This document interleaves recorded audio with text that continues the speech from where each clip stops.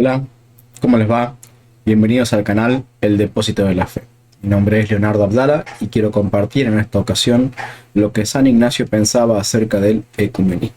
Todo en el contexto de lo que es el capítulo número 9 de su carta a los Efesios. Hoy vamos a considerar puntualmente lo que San Ignacio consideraba sobre el diálogo interreligioso y vamos a añadir algunas reflexiones, por así decirlo, acerca de la música interreligiosa o la música ecuménica, y en muchos casos la música ecuménica que es católica. Así que bueno, luego de la introducción compartiremos qué pensaba San Ignacio sobre todos estos temas.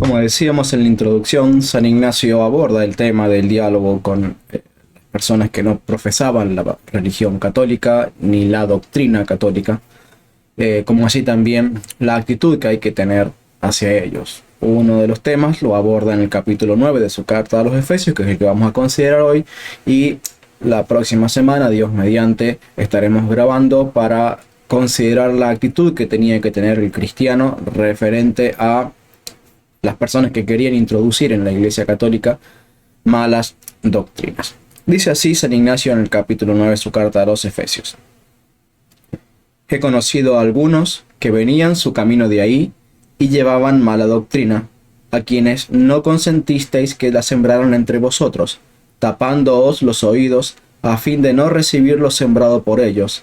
Y es que sois piedras del templo del Padre, preparadas para la construcción de Dios Padre, levantadas a las alturas por la palanca de Jesucristo, que es la cruz, haciendo veces de cuerda el Espíritu Santo. Vuestra fe es vuestra cabría o cabrestante, y la caridad el camino que os conduce hasta Dios. Así pues, todos sois también compañeros de caminos, portadores de Dios y portadores de un templo, portadores de Cristo, portadores de santidad, adornados de todo en los mandamientos de Jesucristo. Por mi parte, me regocijo de que se dignó el Señor concederme la gracia de conversar con vosotros por medio de esta carta y congratularme de que, conforme a la nueva vida, ninguna cosa amáis sino a Dios. Bueno, son varios los temas que toca en este capítulo, pero hay uno particularmente en el que me quiero centrar porque tal vez es de los temas apologéticos el más trascendente, el que está causando hoy en día más confusión entre muchos católicos, incluso no solamente entre los laicos, sino también entre los servidores consagrados a Dios. Dice así San Ignacio. Recordemos que San Ignacio es un obispo que aprendió su doctrina del mismísimo apóstol Pablo, el mismísimo apóstol San Pedro, que fue quien lo consagró como obispo, y también San Juan, de quien se dice que también estuvo presente en su consagración al obispado. He conocido a algunos que venían su camino de ahí y llevaban mala doctrina, a quienes no consentisteis que la sembraran entre vosotros, tapándoos los oídos, a fin de no recibir lo sembrado por ello. Bueno, claramente aquí San Ignacio está hablando de personas que tenían mala doctrina. Personas que tal vez en ese momento todavía estaban dentro de la Iglesia Católica, personas que tal vez ya se habrían apartado o ya habrían sido expulsados de la Iglesia Católica, no lo tengo claro. En esa época todavía no había habido un concilio que dijera explícitamente tales y cuales personas no pertenecen a la Iglesia, sino que quien tenía mala doctrina ya de por sí se le consideraba fuera de la Iglesia, y el que no respetaba la tradición apostólica o la enseñanza que los apóstoles habían dado a sus discípulos, entonces automáticamente esa persona se la consideraba fuera de la Iglesia y con mala doctrina, aun cuando profesara cosas muy parecidas a los discípulos apostólicos. El solo hecho de negar que debía ser obedecida la enseñanza que los apóstoles habían dejado a sus discípulos, eso ya ameritaba para que las personas o los obispos de la Iglesia rechazaran a estas personas. Lo primero que podemos notar es que sí, claramente hay algo que San Ignacio está diciendo, y es que cuando se quiere presentar esta situación de diálogo interreligioso entre personas que traen una doctrina diferente de la doctrina católica y una persona que trae la doctrina católica, dice: el que es católico no se puede sentar a escuchar la mala doctrina para ver qué puede aprender de la mala doctrina. Dice: no consintieron, se taparon los oídos. De manera tal, y lo vamos a ver un poco también a la otra cara de esta conversación, digamos, la vamos a ver en el capítulo 10. Ahora San Ignacio está resaltando en este capítulo 9 la actitud de qué hacer cuando es el hereje, el que tiene mala doctrina, el que quiere hablar con nosotros para tratar de sembrar en nuestro corazón, en nuestros oídos, su mala doctrina. Y dice San Ignacio que hay que taparse los oídos. De manera que el hereje no puede tener diálogo con la iglesia. Esa es básicamente la conclusión que tiene San Ignacio y que está transmitiendo a los hermanos allí en Éfeso. El hereje no puede tener diálogo con la iglesia. Es la iglesia, lo vamos a ver más adelante en el próximo video, es la iglesia la que puede tener diálogo con los herejes, pero para predicarles el evangelio, para instarlos al arrepentimiento, para que se adapten y se amolden a las doctrinas enseñadas por Cristo, transmitidas por boca de los apóstoles a sus discípulos y de sus discípulos a sus discípulos, y así hasta el día de hoy dentro de la iglesia católica. Es tan importante para San Ignacio este tema de poner una barrera firme para no escuchar lo que los herejes quieren decirle y gritarle de buena o de mala manera, no importa. O sea, cuando el hereje quiere predicarle a la iglesia católica, la actitud de la iglesia católica debe ser de cerrar sus oídos. Aunque esto parezca facho, aunque esto parezca que uno es intolerante, intransigente, donde está la apertura religiosa, donde está la libertad de opinión. Bueno, cuando se trata de defender la verdad, la verdad no puede escuchar a la mentira, y por tanto San Ignacio dice: esto es importantísimo. Hay que poner una barrera y no escuchar las enseñanzas de los herejes. Y esto es tan importante que lo vuelve a repetir en otra ocasión. Por ejemplo, en esta misma carta, más adelante, dice: pues si los que obraron esto según la carne murieron, cuánto más si corrompe en mala doctrina la fe de Dios por la que Jesucristo fue crucificado. Ese, por ser impuro, irá al fuego inextinguible, así como el que lo escucha. Eso lo dice San Ignacio en la carta a los Efesios, capítulo 16, verso 2. Nosotros estamos considerando el capítulo 9 y esto lo dice en el capítulo 16. Dice: y poniendo el ejemplo de los que corrompen una familia, y hablando de los que corrompen una familia natural, de la familia tradicional, por así decirlo, con pecados y malas enseñanzas, dice: así también el que con pecados o malas enseñanzas pretende corromper a la familia de Dios por la que Cristo murió, dice, la tal persona, esa persona que está pretendiendo corromper con su mala doctrina a la Iglesia Católica, se hace merecedora del fuego inextinguible.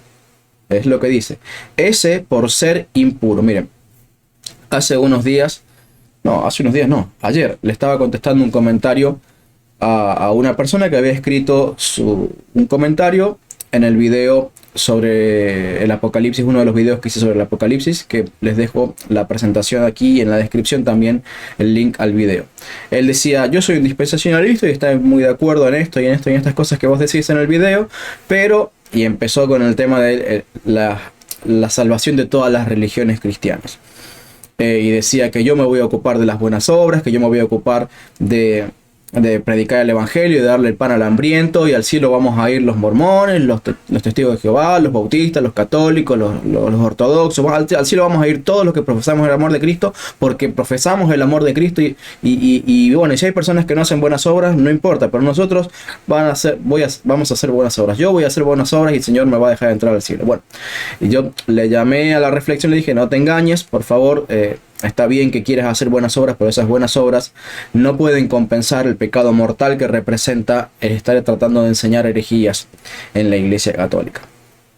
Por tanto, aquí lo que San Ignacio dice: esa persona es impura. No importa su obrar, no importa si tiene buenas obras o malas obras. Al estar queriendo corromper con su mala doctrina la fe en Dios, esa persona, por ser impuro, ya San Ignacio lo declara impuro, o sea, no importa si tiene incluso una vida más piadosa que algún católico. Dice, esa persona, por estar corrompiendo la doctrina de la fe en Dios, es una persona impura y por tanto, dice, irá al fuego inextinguible. Y esto puede parecer muy duro, pero es que no soy yo el que me estoy poniendo en una posición de juzgar a esa persona. Simplemente le estoy enseñando a esa persona cuál es el destino de las personas que pretenden corromper la doctrina de Dios enseñada por los apóstoles a sus discípulos y sus discípulos a sus discípulos y así por medio de la sucesión apostólica hasta hoy en la Iglesia Católica.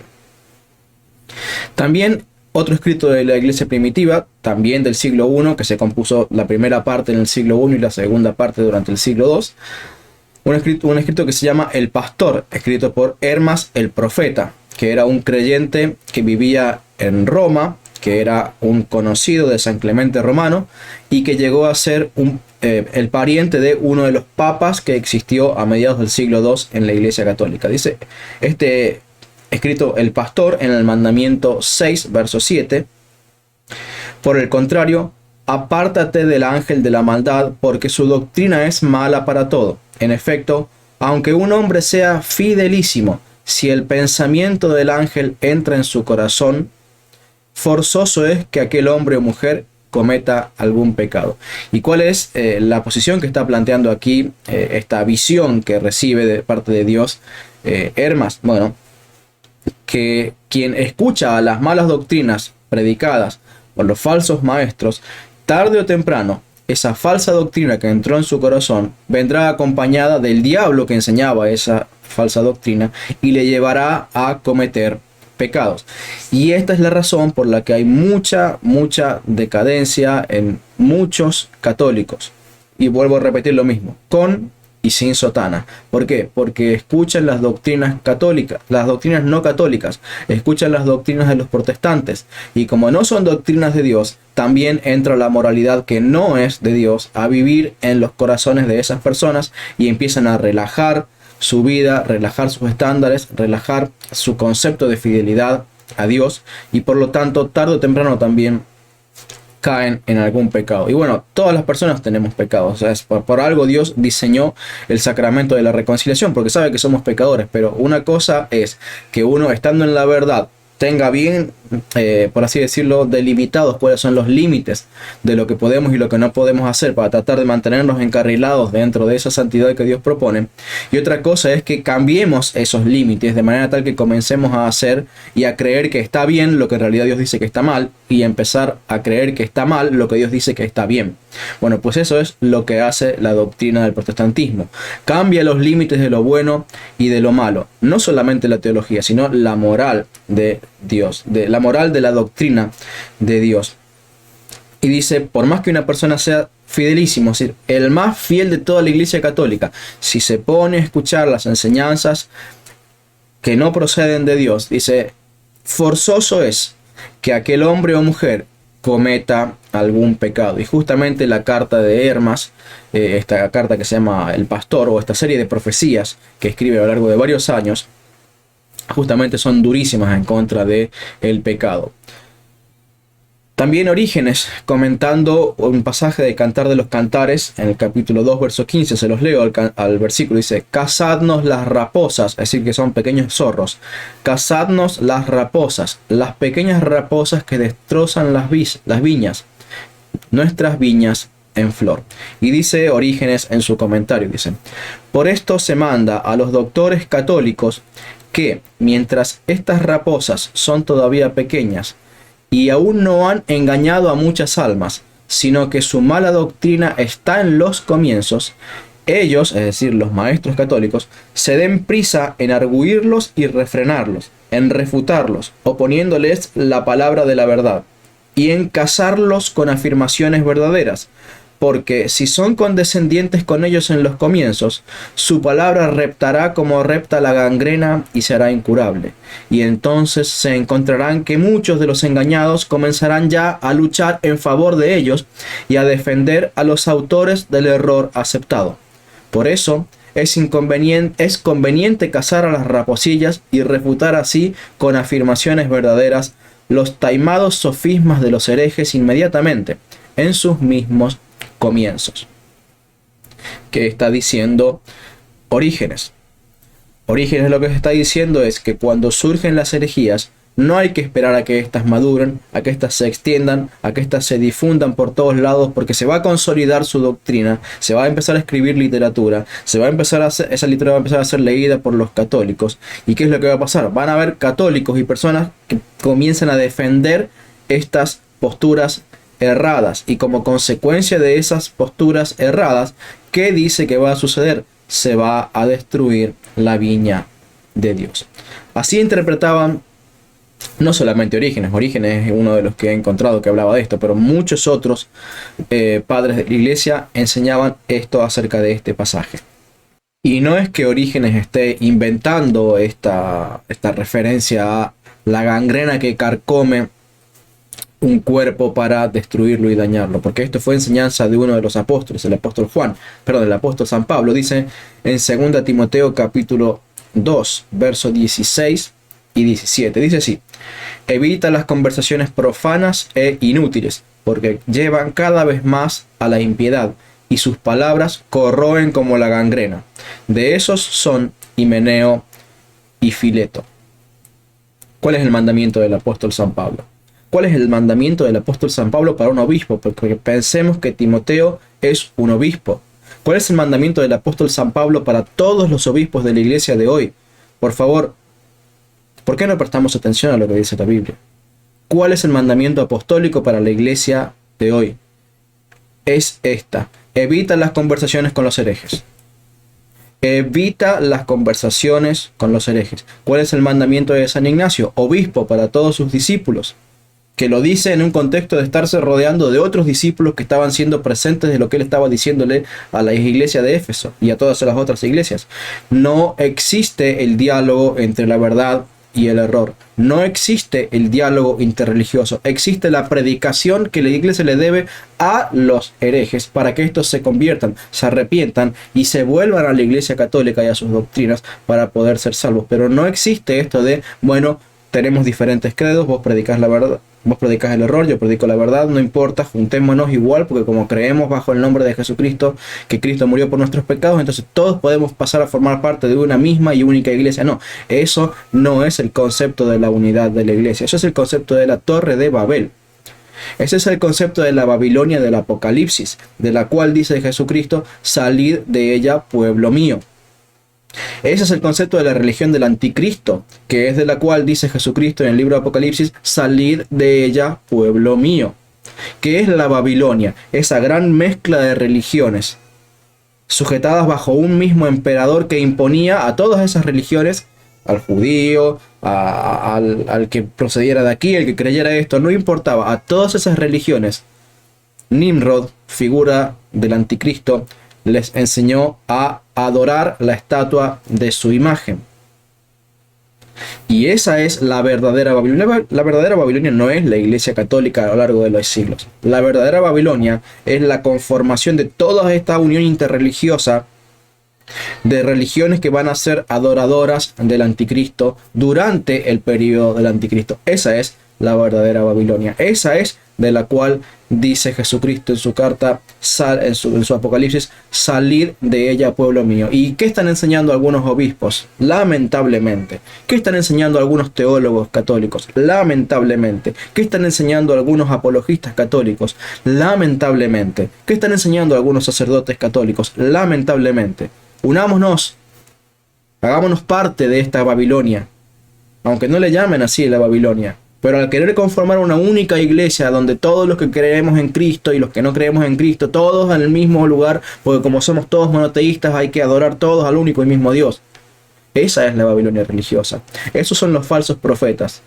Esos son los que están alineados con la teología del anticristo, promoviendo un falso ecumenismo que es contrario al mandamiento apostólico, que es una traición de las más descaradas a la muerte y la resurrección de Jesucristo, que dio su vida para mantener una única iglesia con un único credo. Y qué traición que se comete contra él cuando se enseña a la iglesia a corromper su doctrina, cuando se enseña a la familia de Dios a corromperse con las corruptas doctrinas de los herejes de hoy. entre paréntesis, los protestantes. No existe tal cosa como mezclemos la verdad con las malas doctrinas para hacer una única iglesia. Dice, por ejemplo, Historia Eclesiástica, en su libro 1, hablando Eusebio sobre Policarpo, que era amigo y coobispo de San Ignacio, solamente que de la iglesia en Esmirna.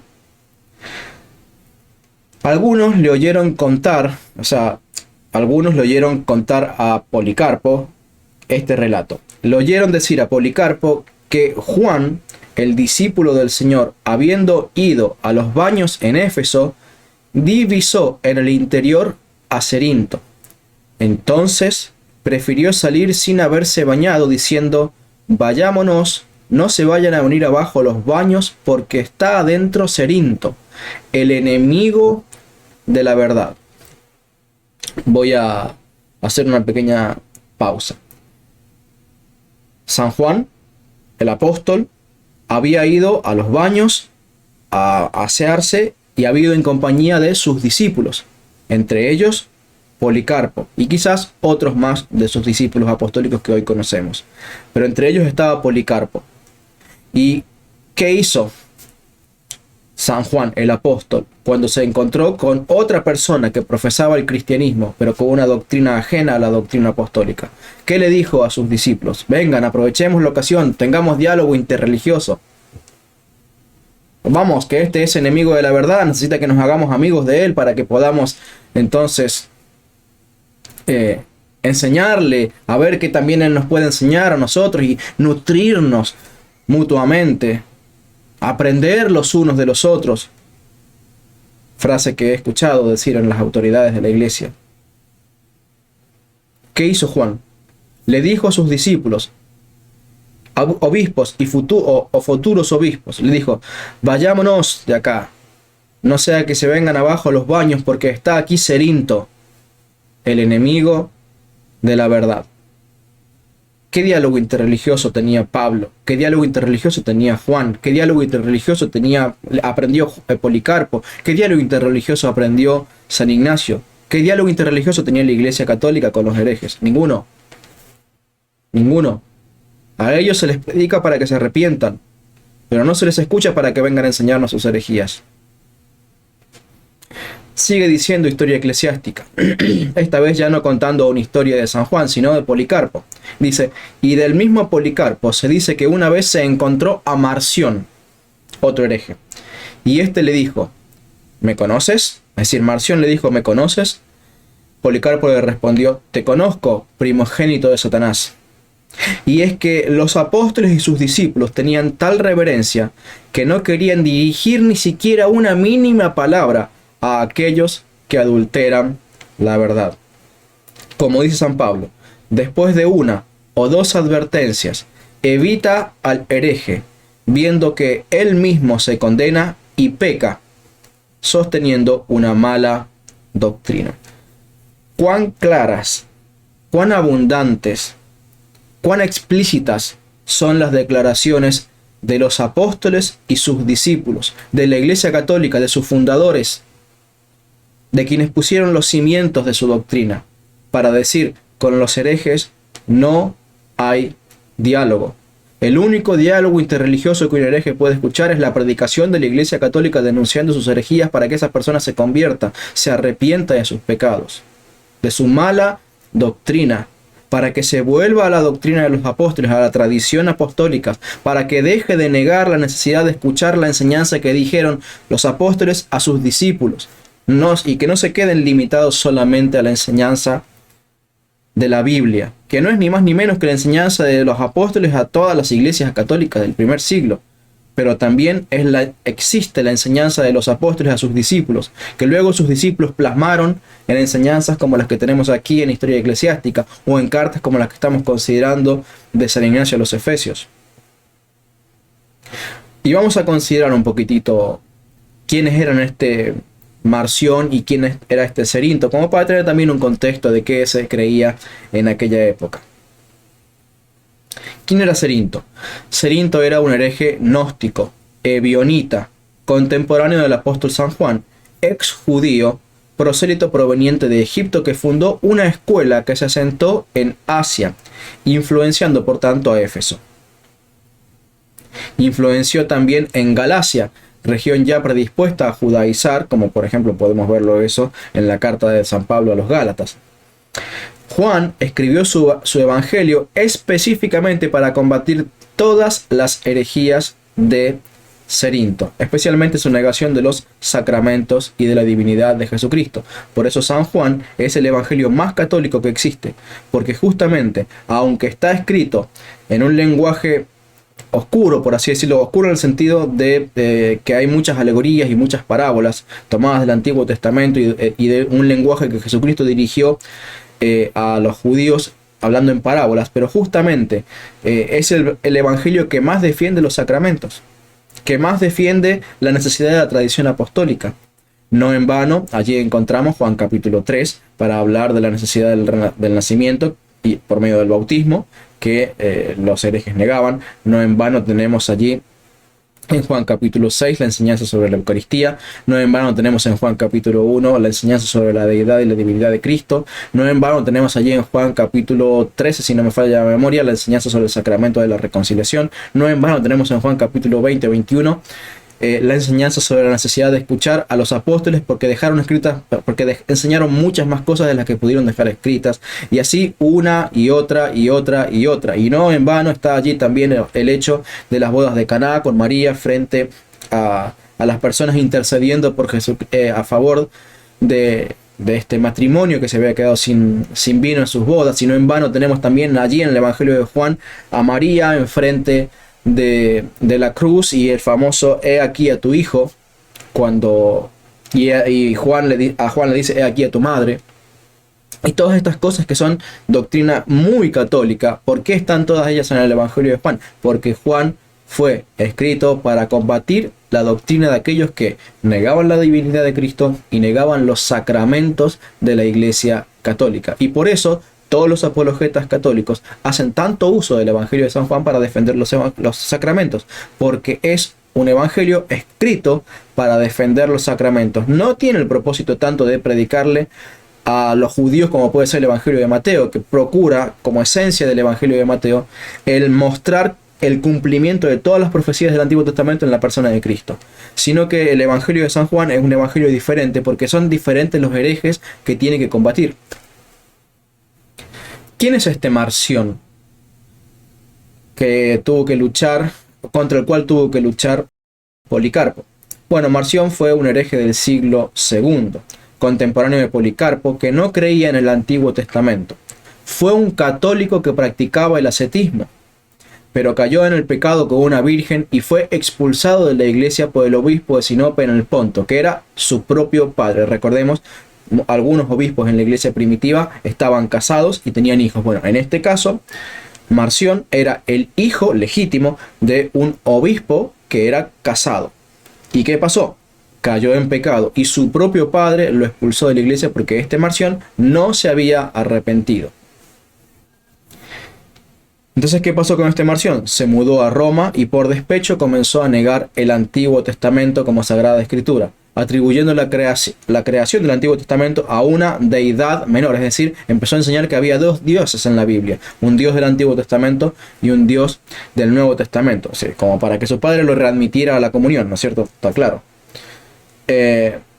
También mutiló gran parte del Nuevo Testamento, justamente expulsando del Nuevo Testamento todos aquellos libros que citaban con frecuencia al Antiguo Testamento y empezando a mutilar del Nuevo Testamento algunos versículos que citaban las enseñanzas del Antiguo Testamento.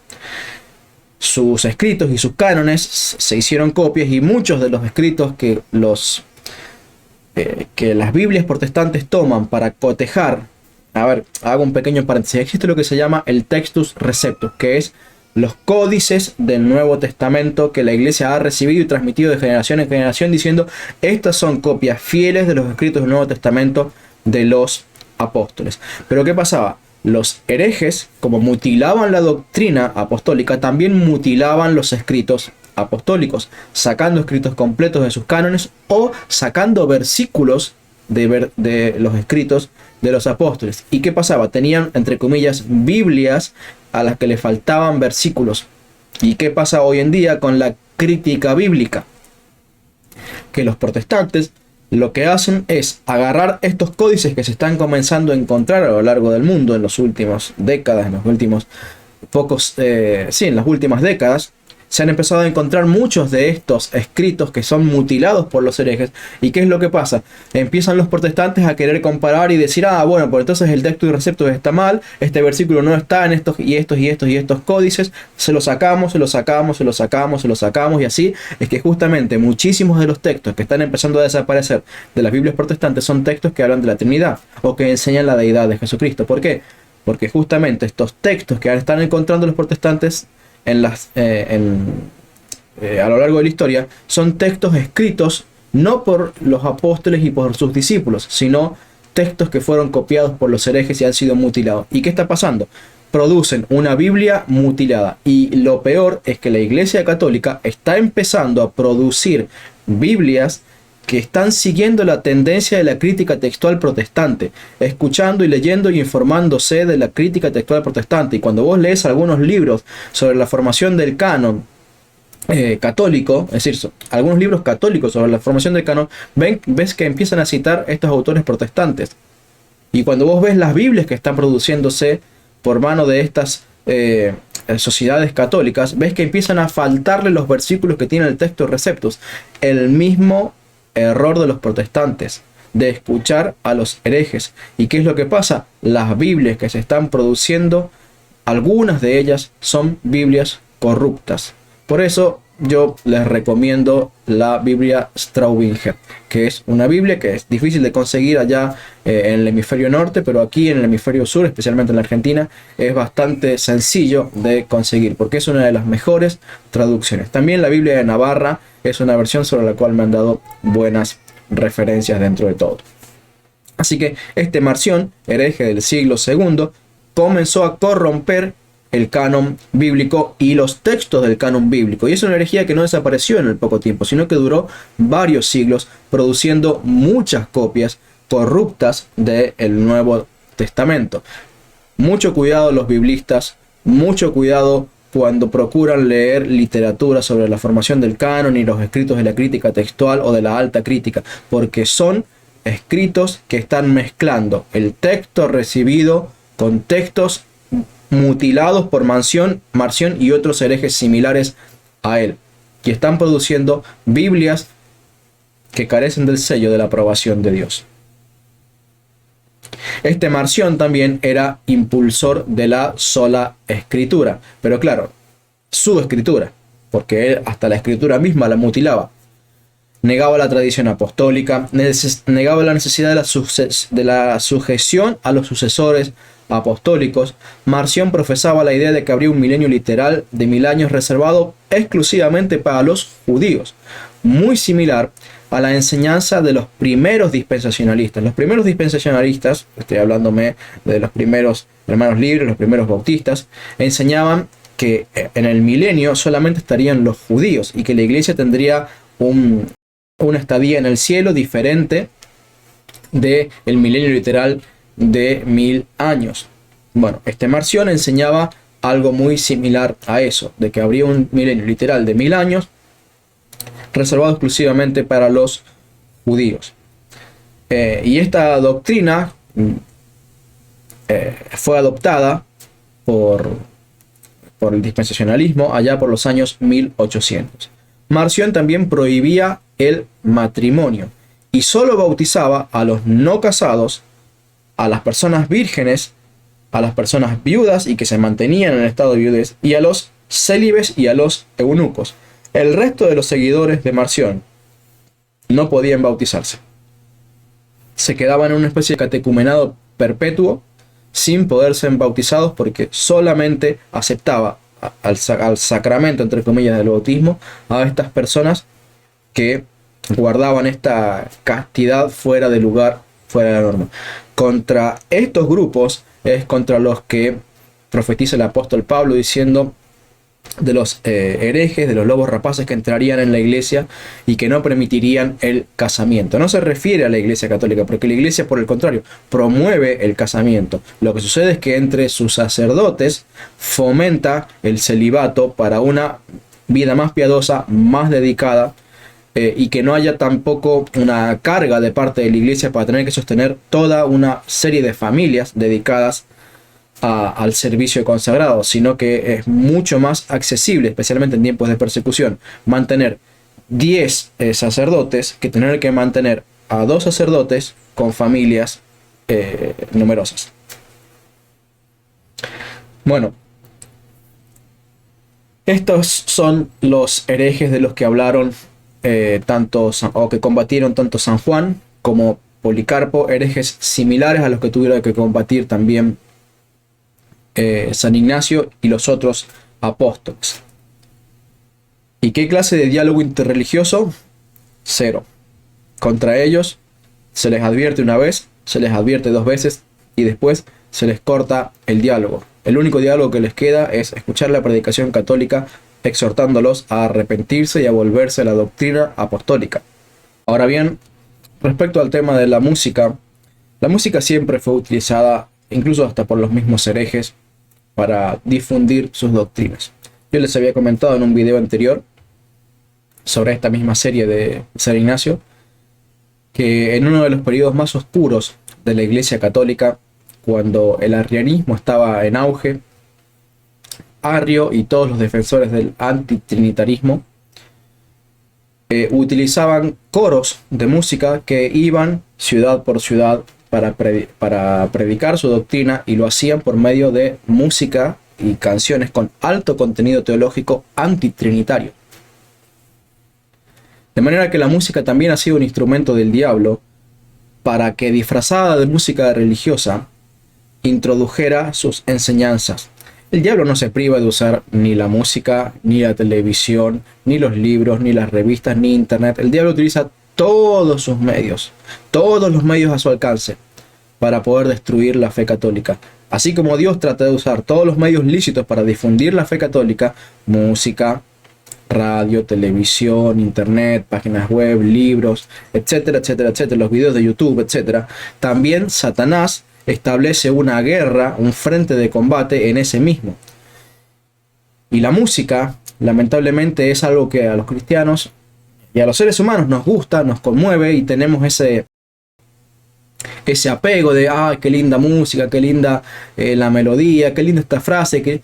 Pero cuidado, quisiera poder hacer un llamado a la exhortación, porque la música también es algo que entre por los oídos, y como que tiene letra y es más propensa a entrar a la cabeza y a ser recordada que una simple frase dicha sin música, es de mucho cuidado que hay que tener con la música que permitimos que entre a nuestros oídos.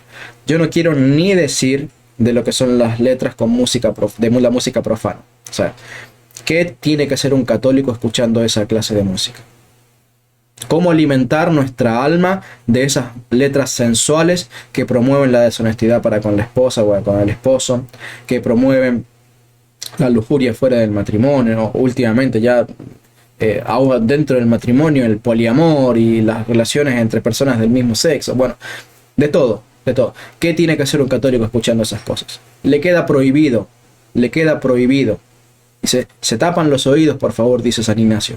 Los obispos de la iglesia nos dicen, por favor, tápense los oídos ante esa clase de música. Pero también hay otra clase de música ante la cual hay que tener mucho cuidado, y probablemente delante de esas canciones también taparse los oídos. Y es respecto de la música ecuménica. Porque ¿qué es la música ecuménica? La música ecuménica es aquella música que procura quedar bien con la doctrina católica y quedar bien con la doctrina protestante, especialmente la doctrina pentecostal. ¿Y por qué se ha dado mucho eso de la música ecuménica? Bueno, por este tema de el espíritu de Asís, por este tema también de la renovación carismática que toma del el pentecostalismo, muchas de sus formas, muchas de sus doctrinas también, mucha de su música, y la ha incorporado a la liturgia católica y a la música católica. Miren, yo realmente reconozco que hay algunas cosas muy buenas que tiene la renovación carismática, que es el volver a hacer un fuerte énfasis en la cristiandad para poder leer la Biblia, y el hacer un fuerte énfasis en la centralidad de Jesucristo en la liturgia de la Iglesia Católica y en la vida del creyente católico. Porque así fue en la Iglesia primitiva. La palabra de Dios y la devoción completa y plena a Jesucristo, de manera tal de que no nos olvidemos nunca quién es el centro, eje, justificación y fundamento de nuestra fe, el centro de nuestro gozo, el centro de nuestra alegría, el centro de nuestra esperanza es Jesucristo. Y eso es algo que es y ha sido católico desde siempre, y la renovación carismática lo está procurando defender, promover, y eso me parece sano. Pero hay algunas cosas que se le han colado, por así decirlo, a la renovación carismática, y que tienen que ver con que está aceptando introducir en su música y hasta en su teología la antisacramentalidad del pentecostalismo, porque todo este movimiento de que queremos otro Pentecostés, queremos que descienda el Espíritu y queremos renovación y queremos esto y queremos esto otro, todo eso viene muy de la mano de una confusión de qué es Pentecostés y una confusión de qué significa la llenura y la plenitud del Espíritu Santo y qué significan los sacramentos de la Iglesia Católica, de manera tal que lo que le compete a los sacramentos lo sacamos de los sacramentos para concedérselo a cualquier lugar, a cualquier situación, a cualquier persona. Porque eso es lo que es el pentecostalismo. Como no cree en los sacramentos y no cree que ciertas cosas se administran por parte de la Iglesia por manera regular en los sacramentos, entonces como ellos no creen eso, esos textos de la Biblia los aplican a cualquier situación. Yo puedo pedir esto, puedo pedir aquello, y da lo mismo, porque total no existen sacramentos concretos en los cuales esas cosas se concedan. Y esa teología desacramentalizada, esa teología sin sacramentos, se está introduciendo en la música católica. Por ejemplo, yo voy a citar algunas letras, no voy a decir los autores porque no quiero generar un conflicto en estos momentos con esos autores, aunque tal vez más adelante haga un video haciendo explicaciones más con el contexto de la canción. De momento me voy a limitar a decir una frase y a explicar bajo qué contexto esta frase podría llegar a ser lícita, tal vez desafortunada, pero lícita, y bajo qué contexto esta frase es directamente una herejía. Por ejemplo, una canción que diga: danos tu unción, danos tu unción. Esto es un error, porque la Biblia dice que la unción permanece sobre nosotros. El apóstol San Juan nos enseña a nosotros que la unción de Dios permanece sobre nosotros. ¿Y qué es la unción? La unción es el Espíritu Santo. ¿Por qué? Porque si recordamos, se ungía a las personas en el Antiguo Testamento derramando aceite sobre su cabeza, que era figura de ¿qué? De la unción del cristiano. ¿Qué significa cristiano? Significa ungido. ¿Qué significa Cristo? Significa el ungido. ¿Y qué significa ser un cristiano? Significa ser una persona que ha sido ungido con el Espíritu Santo, no con aceite. A ver, sí, hemos sido ungidos con aceite de forma exterior, pero como sacramento, lo exterior se transforma en lo interior. Y lo que es la unción, o como la hacen los obispos hoy, con aceite sobre la frente, signando la cruz sobre la frente, la unción con aceite representa la unción con el Espíritu Santo que está ocurriendo en el momento del sacramento. De manera tal de que decir dame tu unción, es pedir la repetición del sacramento o del bautismo o de la confirmación, según como lo entendamos, si es para la regeneración o para la confirmación de todas las otras virtudes del Espíritu Santo en la confirmación. Porque ¿qué es Pentecostés? Figura del sacramento de la confirmación. Entonces, si queremos un Pentecostés, queremos que venga tu unción. La unción ya vino sobre el católico en el sacramento de la confirmación. Y San Juan dice, la unción permanece en ellos. Ahora, ¿bajo qué contexto podría decir danos tu unción? Bueno, la verdad, en el contexto de un arrepentimiento general de una persona que ha apagado tanto al Espíritu Santo que el Espíritu Santo ha quedado completamente inoperativo, por así decirlo, en esa alma sin la gracia de Dios por los pecados mortales. Bueno, en ese contexto podría decirse, como dijera David, ¿no es cierto? Dame espíritu, un espíritu recto me sustente. No quites, pero él no pide su espíritu, dice, no quites de mí tu santo espíritu, y espíritu noble me sustente. Así en la Iglesia Católica, es una frase desafortunada decir, dame tu unción, porque eso es una frase pentecostal, acorde a una doctrina pentecostal que no cree en los sacramentos de la Iglesia Católica. Ahora, cuando Cristo dice que dará el Espíritu a los que se lo pidan, en Lucas 11:13, se refiere a los que se convierten y se bautizan. Dice, si ustedes siendo malos saben dar cosas buenas a sus hijos, ¿cuánto más el Dios Padre, que es un Dios bueno, dará el Espíritu Santo a los que se lo pidan? ¿Y qué era el sacramento del bautismo? Era solicitar la gracia del Espíritu Santo para vivir una vida acorde al Espíritu Santo. Esa es la doctrina católica, la teología católica.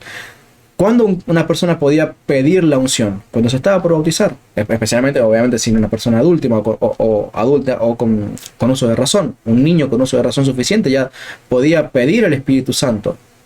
¿Por medio de qué? Del bautismo. Y solamente en ese contexto uno podría decir correctamente y sin miedo de equivocarse, por favor, dame tu unción. Un inconverso tiene que decir eso. Un hereje que quiere hacerse católico y no tiene un bautismo que sea válido, un hereje puede decir, por favor, dame tu espíritu, dame tu unción. Entonces está pidiendo a la iglesia que por favor, por medio del sacramento del bautismo, le dé la unción, le dé el Espíritu Santo. Pero eso de que, bueno, hoy tengo ganas de alabar a Dios, hoy dame tu unción, dame tu unción. No, eso es incorrecto. Otra frase.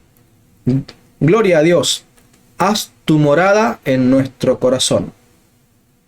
Eso es no entender evidentemente qué significa el bautismo. De nuevo, esa frase solamente se puede decir de una persona que es un inconverso y que se quiere convertir solicitando el bautismo, porque es en el bautismo el momento en el que el Espíritu Santo entra a la persona para habitar en ella y comenzar a ser desde ese momento esa persona un templo de Dios, como lo hemos leído en la carta de San Ignacio, que somos portadores de Dios. ¿Desde qué momento un católico es portador de Dios? Desde el momento de su bautismo. ¿Cuándo puede pedir un católico, haz tu morada en nuestro corazón? Cuando se está por bautizar. Ahora, un católico puede decir, Señor, que mi corazón sea una morada digna de ti. Ese es otro cantar. Eso sí es lícito, eso es deseable, eso es correcto, porque ya está sabiendo y reconociendo que Dios ha hecho morada en el corazón de ese creyente, pero ese creyente quiere mantener limpio ese corazón, mantener limpio esa morada, tener un templo sin grietas para Dios, un templo adornado donde Dios se sienta complacido. Eso sí es lícito, pero decir, Señor, vení a morar a mi corazón, eso solamente un inconverso lo puede decir. Un inconverso que está pidiendo su bautismo en la Iglesia Católica. Otra canción que tiene una letra que está equivocada respecto al tema del bautismo. Niño Jesús, nace en mí. ¿Cuándo nace Jesús en nuestros corazones? En el bautismo. Nuevamente, no voy a seguir explicando para hablar más de lo mismo. Son letras que están equivocadas. Uno puede decir, Señor, que la devoción a Cristo madure en mi corazón, crezca en mi corazón. Que Cristo en mi corazón deje de ser un niño para crecer y crecer y crecer en sabiduría, que crecer en estatura, crecer en poder y control sobre mi ser. Eso sí lo podemos pedir. Pero nacer Cristo ya nació en nuestro corazón por medio del bautismo. Por eso digo, cuidado con las letras ecuménicas, porque tienen la teología pentecostal y no la teología católica. Y que me perdonen los cantantes que componen o cantan estas canciones, pero están introduciendo un error grosero en la iglesia. Están torciendo la doctrina apostólica. Otro problema que tienen algunas canciones del ecumenismo, no necesariamente con el bautismo, pero casi todas siempre relacionadas al tema del Espíritu Santo. Ven Espíritu a mi vida. Bueno, esta tal vez se le podría considerar a esta frase que bajo cierto contexto uno diga, bueno, yo lo apagué al Espíritu con mis pecados, Señor, te pido que vuelvas a reinar en mi corazón, te pido que vuelvas a brillar en mi corazón, que mi vida esté controlada, que se pueda ver patentemente que mi vida ahora tiene un corazón dócil y agradable a Dios porque estoy abandonando mis pecados. Eso está perfecto. Pero esta frase, ven Espíritu a mi vida, huele a pentecostal. Huele a eso de que en cualquier momento, en cualquier ocasión yo puedo pedir un nuevo Pentecostés. No, Pentecostés no se repite. Lo que se puede repetir son momentos de llenura del Espíritu Santo, que cuando los creyentes le piden a Dios ser llenos, rellenados del Espíritu Santo, el Espíritu Santo sí concede eso, porque el sello del Espíritu Santo, la venida para morar del Espíritu Santo en un creyente, eso ocurre una única vez en el bautismo. Ahora, lo que sí hace el Espíritu Santo es volver a llenar el corazón de una persona que tal vez por su mal obrar, por sus malos pensamientos, inclinaciones, por lo que fuera, ha menguado tanto la operación del Espíritu Santo en esa persona, que el Espíritu Santo está restringido, limitado, como dijera Pablo, ¿no? En su carta a los tesalonicenses: no apaguéis, no contristéis al Espíritu Santo. No lo entristezcan de manera tal que lo apaguen, que lo dejen ahí con poca posibilidad de gobernar y controlar nuestra vida. Bueno, en esos casos, para la persona que se lo pide a Dios, Dios con todo gozo y viendo el arrepentimiento genuino de esa persona, Dios le puede llegar a conceder nuevamente esa renovación espiritual para volver a vivir y caminar en los pasos bajo la guía del Espíritu Santo. Eso sí es lícito, eso es deseable, eso está perfecto. Ojalá todas las letras de la música católica nos enseñaran y nos ayudaran a reflexionar sobre eso. Pero cuidado con el vocabulario que se utiliza. Otra letra. Quiero vivir un Pentecostés. Llena esta casa con tu presencia. Bueno, acá hay un poquito de verdad y un poquito de error. Llena esta casa con tu presencia, eso es completamente lícito. Ahora, tomar eso de la figura de Pentecostés, eso es hablar de me quiero convertir. ¿Se entiende? Volvamos a decir lo mismo. El Espíritu Santo puede llenar el corazón de una persona en diversos momentos de su vida. La primera vez será en el bautismo. Y bajo arrepentimiento o actos especiales de Dios, en diversos momentos de la vida, puede volver a llenar. Entonces es lícito a Dios pedirle: Señor, llena mi vida. Llena esta casa, restaurala, ayúdame. Eso está perfecto. Ahora, decir quiero vivir un Pentecostés, eso es decir, quiero ser bautizado, quiero ser confirmado, quiero que se repita ese sacramento en mí. O eventualmente, y vuelvo a decir, esta es una frase desafortunada en ciertos contextos, pero bueno, sí, podría ser lícito que una canción, bajo el contexto preparatorio para una persona que se va a confirmar, que esa persona cante quiero vivir el Pentecostés. Porque claro, el Pentecostés es justamente el sacramento de la confirmación.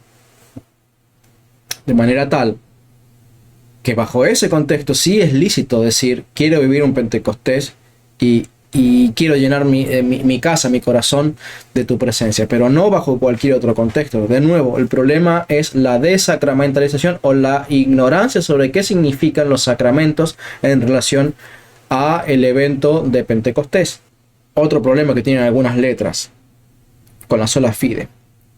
Dice una letra: basta que creas y Él te salvará. Y esto ni más ni menos que es la doctrina de Lutero. ¿Es que acaso esa persona cree en la sola fide? Ese cantante que compuso o que cantó, ¿cree en la sola fide? ¿Cree que solamente por la fe se salva sin necesidad de las obras? ¿Por qué dice basta, es suficiente que creas? La fe es suficiente, la fe basta y Él te salvará. Esto es una herejía.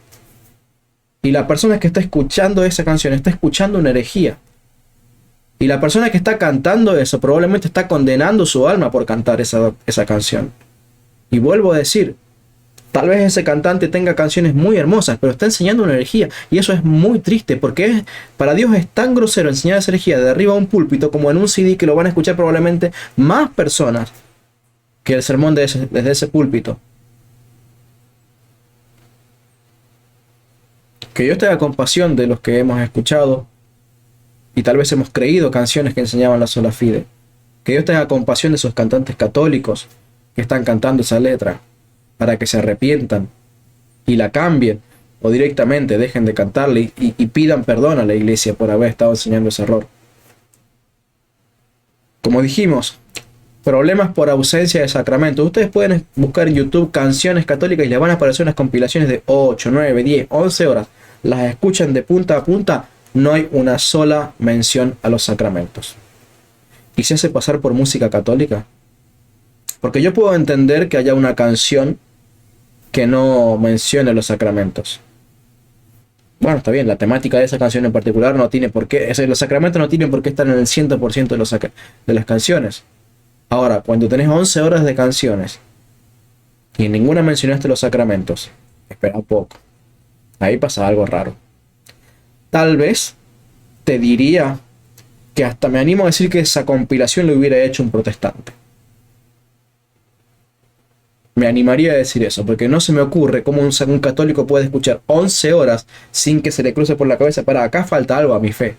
Estas canciones no reflejan mi fe, porque le están quitando algo que yo vivo todos los domingos, o incluso varias veces por la semana, que son los sacramentos de Cristo. Mucho cuidado, porque si los arrianos invadieron la Iglesia Católica con su doctrina perversa de la antitrinidad, también los protestantes van a hacer lo mismo. Van a invadir por el ecumenismo la doctrina antisacramental. ¿Y por qué no también antitrinitaria? En algunos casos. Solamente que dudo que un cantante católico pueda llegar a atreverse a cantar una canción antitrinitaria.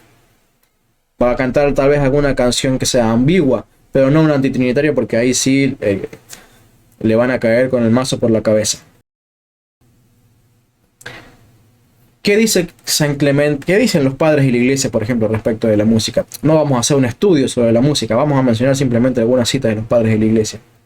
Clemente de Alejandría, en su libro Protréptico: ciertamente el rey David, el citarista, al que recordábamos poco antes, nos ha exhortado a la verdad y a retornar de los ídolos.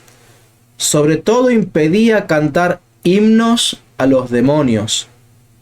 Claramente acá creo que Clemente no está hablando en este caso puntual de música católica, pero está hablando ciertamente de la música que es cantada a los demonios. Es decir, ¿se puede cantar a los demonios? ¿Hay música de los demonios? Y ciertamente sí. Los padres de la iglesia nos están enseñando que sí. Dice, impedía cantar y por ende también escuchar la música o los himnos a los demonios. ¿Y qué hacía David? Ahuyentándolos con su música de verdad, con la cual, cantando él solo, curó a Saúl cuando estuvo poseído de aquel espíritu. ¿Estás con ira? ¿Estás siendo tentado? ¿Estás confundido? ¿Estás desanimado? ¿Estás tal vez dubitativo?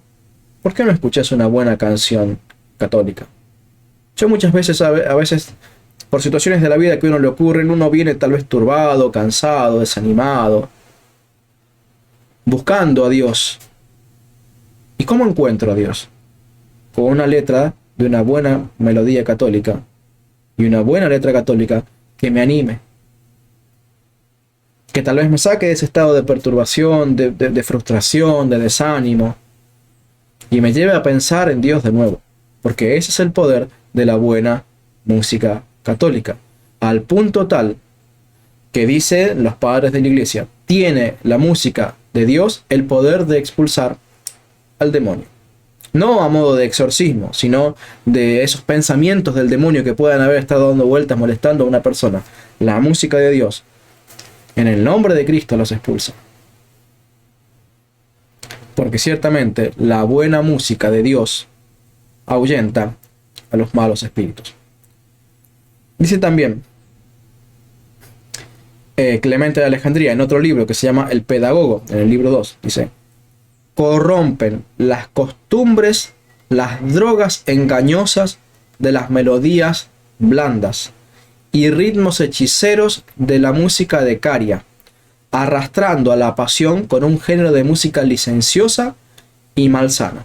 Y claramente aquí Clemente de Alejandría está poniendo un poco las dos cosas, ¿no? La buena música que puede llegar a ser capaz de expulsar al demonio, y la mala música que puede llegar a ser capaz de atraer al demonio con todas sus malas pasiones, y evidentemente provocar que una persona llegue a caer en pecado, en este caso puntual de música licenciosa y malsana, pero ¿por qué no también de las doctrinas, como hacían los arrianos, y todos aquellos ingenuos e incautos que caían en las manos de los arrianos escuchando, ¡ah, qué bonito coro! Vamos a escucharlo. No, pero enseña herejía. Pero es tan bonito, mira qué bonito como armoniza, son tan afinados. ¿Qué vale más? ¿El Cristo crucificado por la verdad? ¿O escuchar esa música malsana, de mala doctrina? A taparnos los oídos nos enseñan los apóstoles y sus discípulos. Dejamos de lado el tema de la música y pasemos a explicar un tema que tiene que ver con la sola fide. Dice así San Ignacio de Antioquía: vuestra fe es vuestro cabrestante, que vendría a ser como una especie de rodillo giratorio. Y presenta aquí con esto de vuestra fe es vuestro cabrestante y las sogas que hacen las veces, el espíritu que hace las veces de soga y todo eso que le hemos leído al principio del video. Toda una maquinaria que se utilizaba para levantar piedras y colocarlas en la edificación de un edificio que se estuviera construyendo. Esa es la figura que presenta San Ignacio, de toda una maquinaria compuesta de la fe, el obrar del Espíritu Santo, que elevan al creyente para colocarlo en el edificio de Dios, porque está asemejando la construcción de un edificio natural, con esta maquinaria que permitía elevar las piedras hasta su lugar definitivo, con la edificación del templo de Dios, nosotros como piedras vivas siendo colocadas. Dice, vuestra fe es como el rodillo giratorio, dice, y las cuerdas que tiran de eso es el Espíritu Santo, que está impulsando y elevando al creyente hasta el lugar que le corresponde allí en el edificio de Dios. Dice, la cruz es la palanca que eleva el espíritu y las cuerdas que sujetan todo coordinadamente. La fe, el mecanismo que colabora en levantar las piedras. Pero dice más, la caridad es el camino que los guía a Dios. Y nuevamente, como ya hemos dicho en el video que les dejo aquí la etiqueta y la captura de pantalla de la miniatura, San Ignacio no cree en solo fe. San Ignacio no cree que las personas se salven solamente por la fe, sino que necesitan de la caridad, necesitan de las buenas obras, de la misericordia, de la santidad. Y esto que acabo de decir San Ignacio lo voy a complementar con otras cartas más, también del periodo patrístico. Dice San Clemente Romano, escribiéndole a las vírgenes, es decir, a las monjas que había en el siglo I. Recordemos, San Clemente Romano es aquel discípulo del apóstol San Pablo, al que él saluda en su carta a los romanos, allí en el capítulo 16. Ese Clemente llegó a ser papa de la iglesia y él escribe una carta a las monjas o a las mujeres consagradas como vírgenes que existían ya también desde el siglo I. Porque no se alcanza el reino de los cielos, esto lo dice en su primera carta, porque no se alcanza el reino de los cielos por discurso o por figura o por nombre o por linaje o por hermosura o por fuerza o por tiempo, sino por la potencia de la fe. En efecto, el justo anunciará claramente su fe mostrada, pues el que verdaderamente es justo por la fe, tiene fe clara, fe que cree, fe llena de seguridad y fe que brilla en las buenas obras. Y aquí San Clemente está citando un poco la idea de Santiago, ¿no? Muéstrame tu fe sin tus obras, yo te mostraré mi fe por medio de mis obras. Y esa fe sin obras es una fe muerta. Y acá lo que está diciendo Ignacio es claro, somos justificados por la potencia de la fe. ¿Qué fe? Aquella fe que brilla en las buenas obras. Se necesita la fe, se necesitan las buenas obras para poder ser salvos, a fin de que sea glorificado el Dios del universo. Dice también este escrito del pastor de Hermas, en su comparación 10. Así pues, haced buenas obras los que habéis recibido bienes del Señor, no sea que se acabe la construcción de la torre mientras que tardáis en hacerlas, pues por vuestra causa se interrumpió la obra de su edificación. Si no os apresuráis a obrar rectamente, la torre se concluirá y vosotros quedaréis excluidos. Aquí el pastor de Hermas está diciendo, ustedes que tienen fe, si no tienen buenas obras, quedarán excluidos del cielo. Dice también San Ignacio en su carta que le escribe al obispo Policarpo, en el capítulo 6. Vuestras cajas de fondos han de ser vuestras buenas obras, de las que recibiréis luego magníficos ahorros. Y eso está haciendo una remembranza de la enseñanza del Señor Jesucristo, ¿no? De hacer tesoros en los cielos, donde el ladrón no corrompe, donde el ladrón no hurta y el orín no corrompe. Y esta enseñanza, que para los protestantes en general significa no salvación, sino recompensas, ¿no? Como que ellos siempre, o no sé si siempre, pero muchos de ellos dividen este tema de, por un lado, la salvación solamente por fe, no requiere las obras. ¿Y las obras para qué son? ¿Para qué es esto de hacerse tesoros en el cielo? Para las recompensas. Ah, sí, guarda, no pierdas tus recompensas. Puedes ser salvo sin recompensas, pero puedes ser salvo sin buenas obras, pero no te preocupes. No.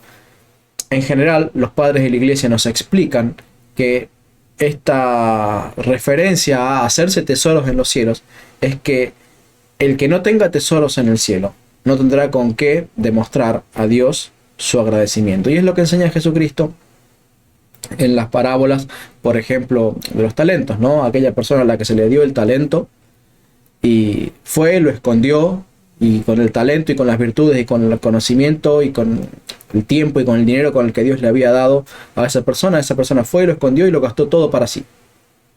Y cuando quiso presentarse al Señor, dice: acá tengo todo esto que me has dado, lo he guardado. Y el Señor le dice: pero ¿cómo no lo usaste para beneficio de otros? ¿Cómo no lo pusiste en el banco? ¿Cómo no lo pusiste a producir? Porque yo habría obtenido beneficios de esto que te di. ¿Y qué pasó? A esa persona la mandó al llanto y al crujir de dientes. Y como esas, muchas otras referencias. Y puntualmente aquí la que está haciendo referencia a San Ignacio es cuando el Señor Jesucristo le dijo: donde esté tu tesoro, estará tu corazón. ¿Dónde has puesto tu tesoro? ¿En dónde estás depositando tu esfuerzo? ¿Estás haciendo obras solamente para aquí, para la tierra? Tu corazón se quedará aquí en lo terreno y heredará la corrupción de lo terreno. Estás poniendo tu tesoro y haciendo tu caja de ahorros allí en el cielo con buenas obras, entonces tu corazón estará allí y heredará la bendición de lo incorruptible, allí donde el orín no corrompe, donde el ladrón no roba. Ahora, la fe sola, la fe que no va acompañada de las buenas obras, se queda sin depósito. Se queda sin depósito en el cielo. Vuestras cajas de fondos han de ser vuestras buenas obras, de las que recibiréis magníficos ahorros. Clemente de Alejandría, en el Protéptrico, dice así: por consiguiente, no se desanimen si tienen la posibilidad de comprar la salvación más cara con un tesoro conveniente, la caridad y la fe, que son un digno precio de la vida. Dios recibe con agrado este precio. Esto puede resultarle muy duro, muy chocante para un protestante que diga: ¿cómo es esto de que hablaban los padres de la iglesia de comprar la salvación? Bueno, es que no es que Cristo compró nuestra salvación. Bueno, evidentemente lo que enseñaban los padres de la iglesia es que sí, Cristo compró nuestra salvación, pero ¿cómo le hemos de agradecer a Dios? Pagando un precio. Y el precio por esa salvación con el que tenemos que pagar es llenar nuestra vida de buenas obras, de buena conducta, de buena doctrina. ¿Y cuál dice que es? La caridad y la fe. No la fe sola, la caridad y la fe. Y vuelvo a decir lo que tantas veces he dicho en el canal: los padres de la iglesia, enseñados por los mismos apóstoles, enseñaban que la vida espiritual dependía de la fe en Cristo, en la obra de la cruz, y también de las buenas obras. Porque como dice Efesios 2, 8, 9 y 10, porque por gracia sois salvos por medio de la fe, y esto no procede de ustedes, porque es un don de Dios, no es por obras, para que nadie se gloríe, pues somos hechura suya, creados en Cristo Jesús para buenas obras, las cuales Dios preparó de antemano para que anduviésemos en ellas. Y este texto que los protestantes utilizan muchísimo, especialmente los calvinistas, los bautistas, los hermanos libres, seguramente otros también. Este texto que utilizan los protestantes para tratar de decir, veis que la Biblia dice explícitamente que no es por obras, es que no entienden cómo es la salvación. Lo primero que voy a decir, gracia es el nombre del bautismo. En la iglesia primitiva se conocía como gracia al bautismo. Así es que el creyente es salvado por su bautismo, que se llama gracia. Un creyente es salvado por el bautismo, como lo enseña Pedro. ¿Sí? Ahora el bautismo que se corresponde con esto los salva. Un creyente es salvado por el bautismo, que a su vez también el bautismo es dado por gracia, como dice Tito 3:5, ¿sí? Que nos salvó no por obras de justicia que nosotros hayamos hecho, sino por el lavamiento de la regeneración del Espíritu Santo. ¿Y qué es lo que está diciendo? Está hablando del tiempo pasado. Cuando un católico es salvado por gracia. No solamente porque el bautismo se llame gracia, sino porque justamente la gracia, como un favor inmerecido, se le concede para perdonarle los pecados que esa persona ha cometido, no por buenas obras que esa persona haya cometido, sino justamente por gracia, por misericordia. Dios en el bautismo perdona el pecado original y todos los pecados cometidos por esa persona, y las perdona por gracia, y le da la salvación a esa persona por gracia. Pero aquí viene la diferencia entre la teología protestante y la teología católica. Para un católico, el bautismo es solo el comienzo de su salvación. Para un protestante, especialmente si es bautista o hermano libre, el momento de su conversión es la totalidad de su salvación, porque ellos creen que la salvación no se puede perder. Entonces hay un problema de mala interpretación de Efesios capítulo 2. Porque para ellos, como la salvación es un acto instantáneo, que se produce en este momento, cuando Efesios 2, 8 y 9 dice que no es por obras para que ninguno se gloríe, ellos ya asumen la iniciación y la consumación de la salvación que no es por obras. Y no es eso lo que enseña el apóstol Pablo. Lo que Pablo está enseñando que el inicio de la salvación, que es en el momento llamado gracia, que se conoce como bautismo, el inicio de la salvación es por gracia. Se les ha concedido el perdón de pecados gratuitamente, no por obras. Ahora, las obras, dice el versículo 10, somos creados. Notemos, ¿cuándo somos creados en Cristo Jesús? En el bautismo. Efesios 2, 8 y 9 está hablando del bautismo cristiano. ¿En qué momento somos creados en Cristo Jesús? En el bautismo. De manera que eso que es por gracia, que no procede de nosotros y que es por gracia, por medio de la fe, y no es algo que procede de nosotros, es el bautismo. Es el inicio de la fe cristiana. Entonces, somos creados por el bautismo en Cristo Jesús para buenas obras. Es decir, en el bautismo no hemos sido salvados por hacer buenas obras, sino para hacer buenas obras. Buenas obras que Dios preparó de antemano. Y aquí entra a jugar lo que enseña el Señor Jesucristo. No todo el que me dice Señor, Señor, entrará en el reino de los cielos. Es decir, no todo el que tiene fe en mí y lo confiesa con su boca entrará en el reino de los cielos. Sino, dice el Señor Jesucristo, solo el que hace la voluntad de mi Padre. La voluntad del Padre es que hagamos esas buenas obras que Él preparó de antemano y que nos entregó como algo que tenemos que hacer desde el momento de nuestro bautismo. Y la voluntad del Padre es que hagamos esas buenas obras. ¿Y qué dice el Señor Jesucristo respecto a los que no hacen esas buenas obras? No entrarán al reino de los cielos. La Biblia no contradice la doctrina católica. La Biblia enseña la doctrina católica, porque no en vano fue la Iglesia Católica la que dijo: todos estos libros que tenemos aquí le vamos a llamar Biblia y enseñan doctrina católica, son sin error. Y la Iglesia Católica, posterior a Constantino, por si alguno piensa que el canon se compuso cuando todavía la Iglesia supuestamente no se había corrompido por Constantino, la Iglesia Católica, 50 años después de que Constantino comenzara a gobernar, aproximadamente 50 años después de que Constantino comenzara a gobernar como emperador de Roma, estableció el canon de la Biblia.